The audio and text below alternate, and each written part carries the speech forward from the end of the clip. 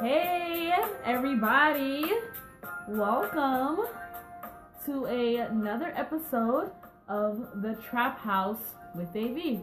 and I'm A.V. Hey, oh my god, so pretty. Thank you. OMG, that makes me feel good. You're making me blush. Hey guys. No, you're not ugly. You are beautiful too. Okay, you're joking again. Okay, good. Yeah. So, we're here today. This is our second episode of the new year. Yeah. We're in 2016. Repping for the 99 and 2000s and 16s. Yeah. But we have a fashion anthropologist here today. I'm quite sure you guys are wondering, what the hell is a fashion anthropologist?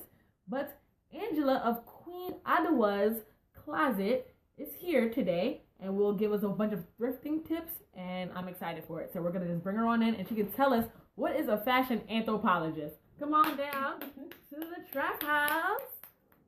Welcome to the Trap House. What's going on? Everybody? Bonsoir at the same. Exactly. Boom boom and all that. Yes. So I know people are going to be wondering, what is a fashion anthropologist? But before we even just get to that part, I want to know your journey before declaring yourself a fashion anthropologist. So here's the thing, like most women, like I love clothes. That's a given. Not a given. Most, there's a couple women out there that's probably gonna, every time I say that, there's always one woman like, like it's stress. Like me to just like, put clothes on and stuff. I feel so stressed. Well, I love clothes, and I know a lot of women do. And so just growing up, even my mom, like if you go to my mom's house, she has like a gazillion amounts of clothes. Like I go home now and, Caribbean mom, oh, go get me this, this pair of sneakers or shoes. And you're like in the closet, like Narnia, trying to figure out and find, there's so much stuff there.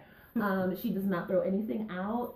And that's awesome for me because I've grandfathered like a lot of her stuff. So from there, like she was always the one, if you get the top, then you must get the bottom. If you get the bottom, then you must get the shoes.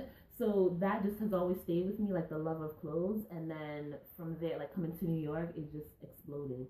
So where are you originally from? Originally I'm from Connecticut. Okay. Yes, there are black people in Connecticut. Yes, I went to college in Connecticut. Okay, cool. Yeah. Now, and I detected a bit of an accent. a little bit. So where is that accent from? You know what's funny? I was born here stateside, but my mom is from the Virgin Islands, St. Thomas, VI Massive. Big up. And then my dad is from Ghana. All right. Half Big and up. half. And then, we could get a little bit more if you want to break down the family tree, but I keep it simple. All right, that's cool. And I am just looking at you and certain those cultural influences impact you. How does that impact you in your designs and choices? So again, growing up, like people don't know, but in Connecticut there's so many like Caribbean folks. Like if you go to Hartford, like Hartford's kind of like New York, like it's broken up into like gangs of New York, like different factions. But if you go to the North End, it's all of my like black folks and my Caribbean folks, so all the Bajans, Jamaicans, Haitians, everyone is out there. And then the Virgin Islands, of course, is up there a little bit too.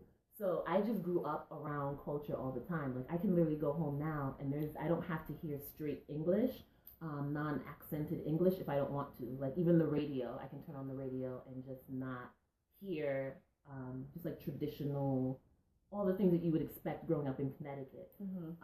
So that and then always just being like surrounded by that, going home every year for Carnival.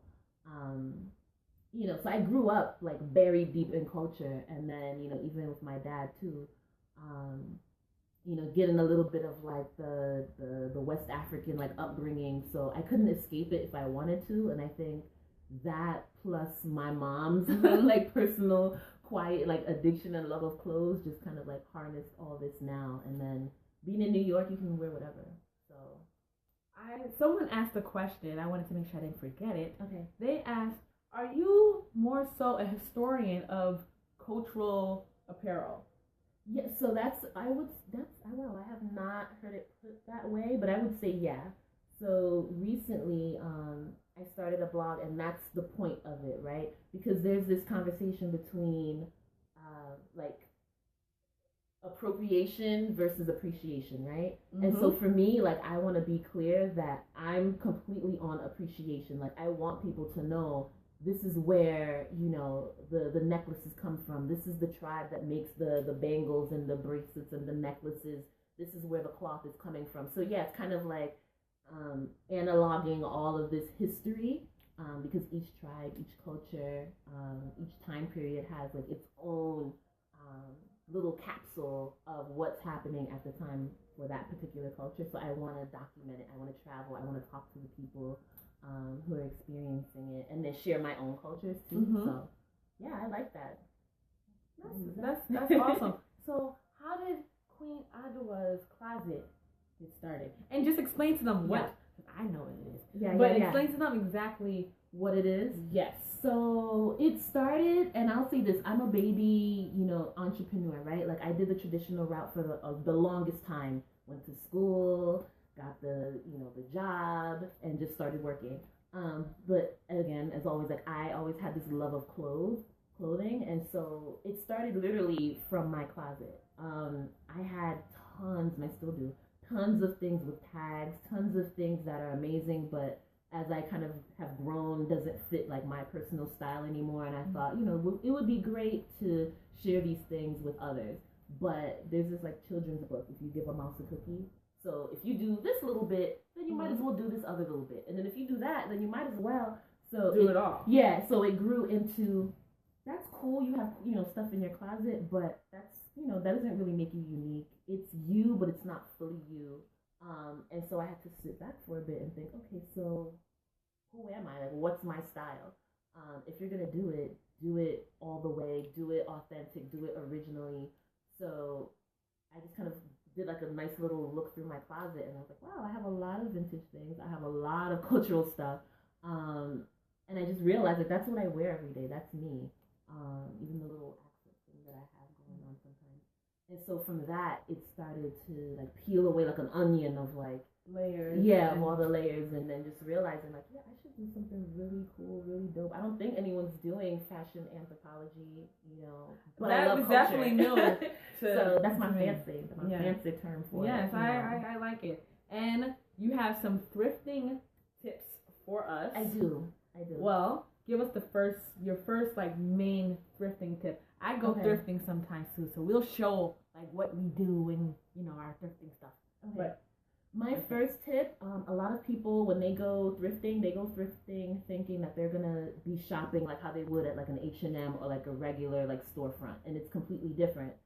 You're gonna walk into a space, and sometimes it's just racks and racks and racks of clothes.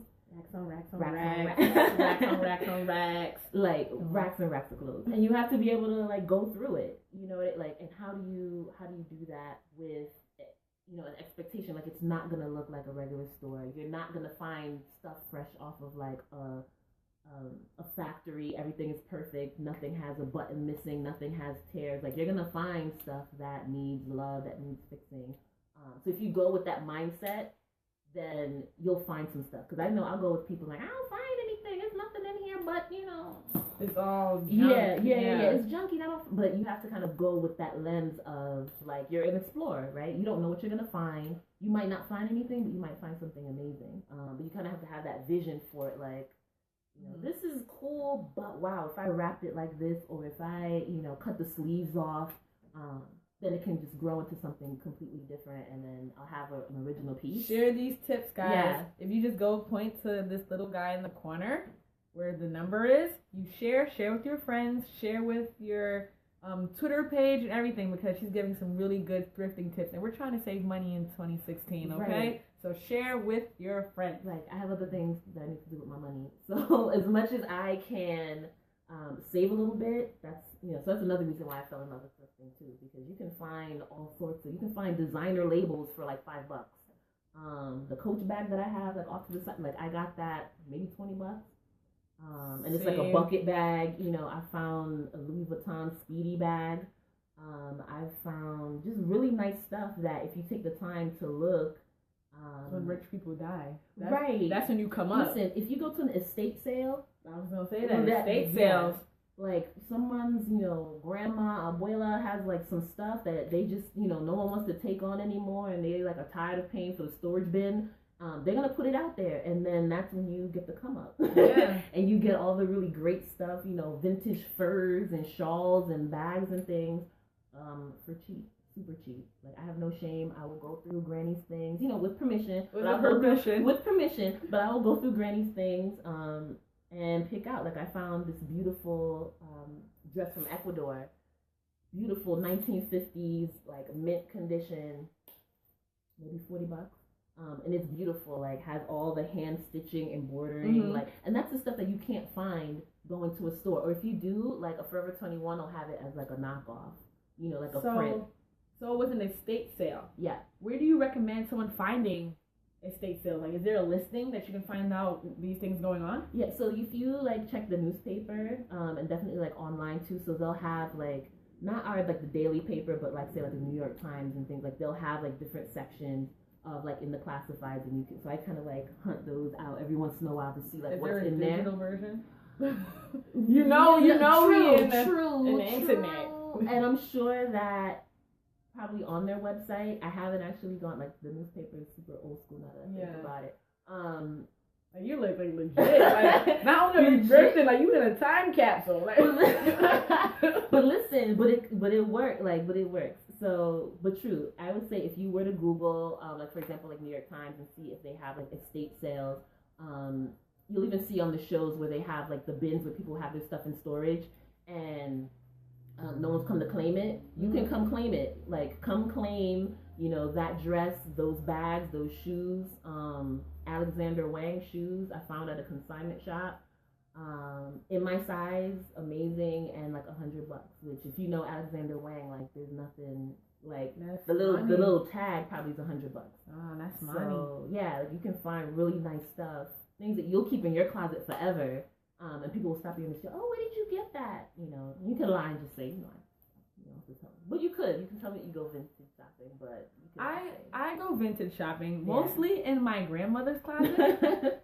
These glasses I got from my grandmother, and I mean, I'm very grateful she's still with us. So I go through her closet. I got these glasses from her, but since they're like actual glasses, I can actually see. I had to pop the lenses out. No, but they still look cool though. Like, I don't know if you guys can see, but before we even got on camera, let me show you a little close up.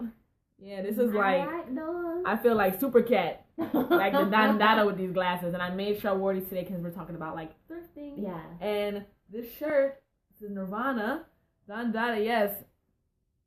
Thank you, my friends. I got it from my grandmother, and there's another pair that I got from her as well, because she's just like, yeah, I don't need them. Yeah. And then I'm gonna show you guys something else I did thrift from my grandmother. So that's how I thrift.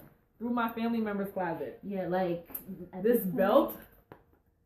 I think I might need to take it in a little bit because I think it got too loose for me. But this belt was everything I needed in life. Like, I would wear like my little belted outfits, and this was like I feel like Macho Man, like Randy Savage with this like with the championship belt. Yes, you can't tell me the Undertaker belt. I'm about to win like SummerSlam. Like, this is Survivor Series right here. Got this from my grandmother. I'm gonna wear this soon. I haven't worn this in a while, but you wear this with like an all black joint, with leggings. Like, even like a winter coat too. Like, if you don't want the regular like tie for a winter coat, like that would be super cute. Like, a black coat, you just put it on and then like cinch the waist, looking super sexy with it. Yeah. The only thing is, it's super stretchy. So I don't know. Maybe take it in and like sew. You know what I mean? Possibly. Cut that.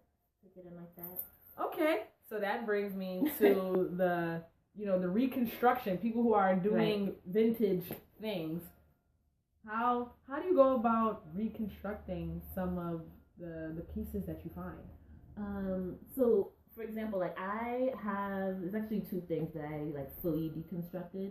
One, it was a play suit jumper, and had a complete gash. So the gash was like from here to here. Like, if you're gonna look at that in a store, you're gonna think, what the hell, why are they selling this? I don't want it.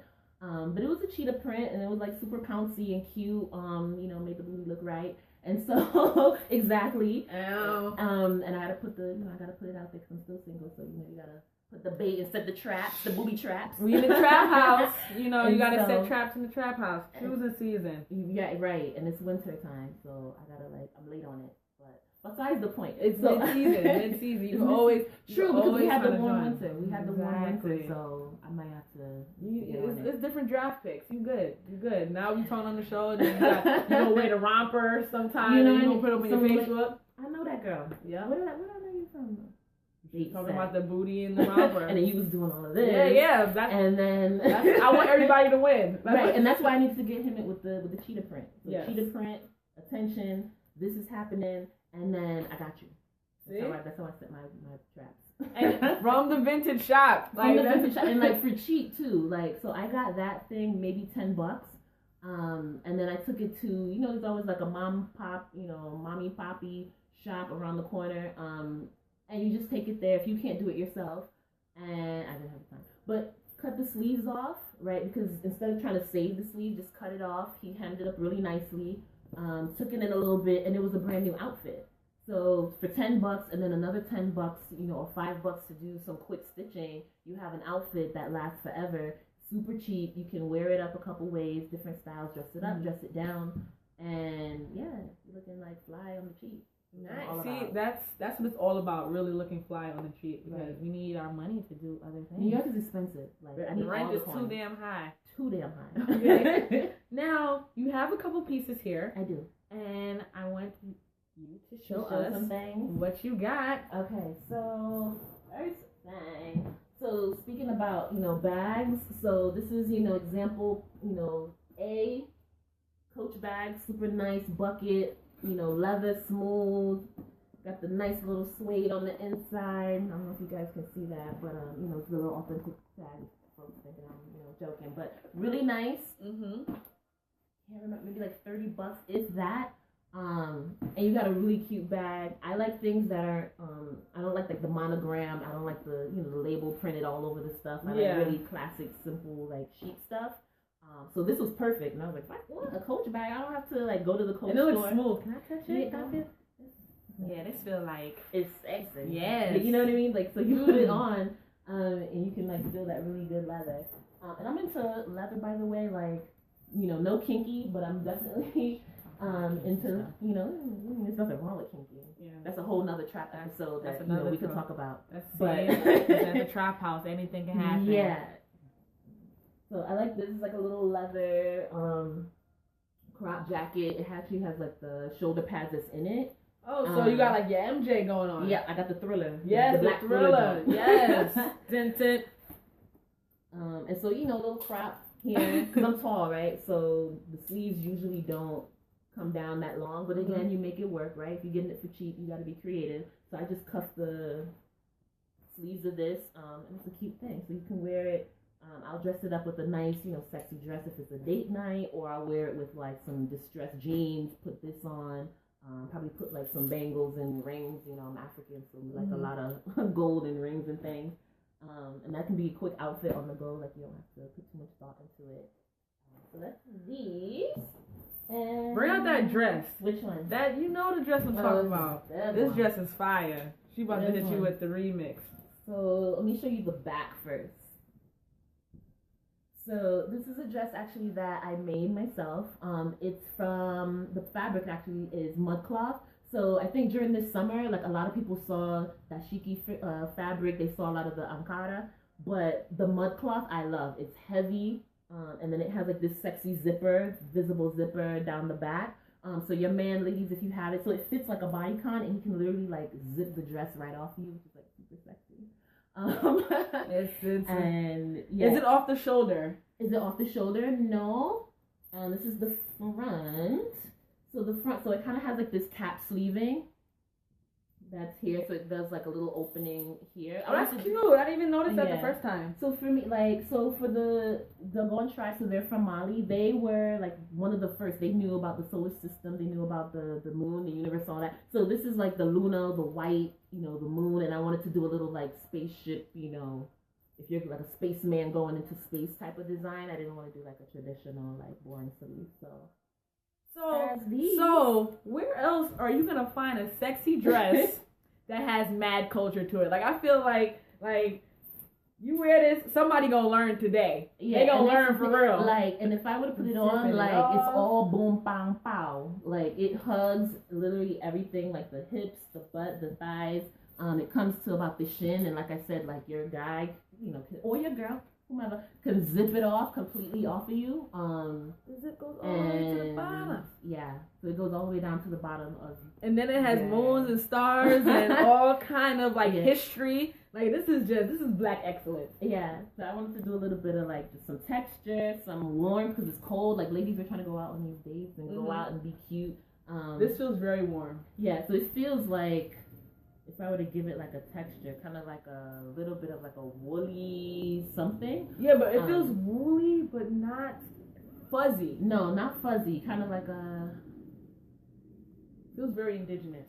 Yeah, like it's is that a texture? Is indigenous a texture? We're gonna make it a texture. Yes, because I just feel like I'm just closer to like the motherland. And then this one so this is like my prototype here, but going forward, like I'm gonna line like the whole inside. So. That's the dress, and I have it on my shop, Queen Adwoa's Closet. So I wanted to. This is actually like my first winter design, like collection ever. So I went from loving clothes to actually trying to, like to make clothes myself and design them. Because I just stopped seeing a lot of things in stores that were catering to me. Things that got me excited, like when you shop the way I shop, and I can walk down the street and pick out a girl's outfit, like Banana Republic, Zara, H&M. And DSW shoes. Like I don't want to look like anyone else. I'm tired of looking like everyone else. I'm tired of like buying the same things, and so that's also what spurred me. I think you asked me like way back, like what got me into just fashion, more so like as a businesswoman and just like a creative. I got tired of shopping, and like it's real when like a shopping addict gets tired of shopping. Yeah, like so. I don't want to anymore. Yeah, like I wasn't seeing anything, so I started making like my own stuff. After that. And then you started diving more into fashion anthropology. Yes. So now, I have a question for you. Okay.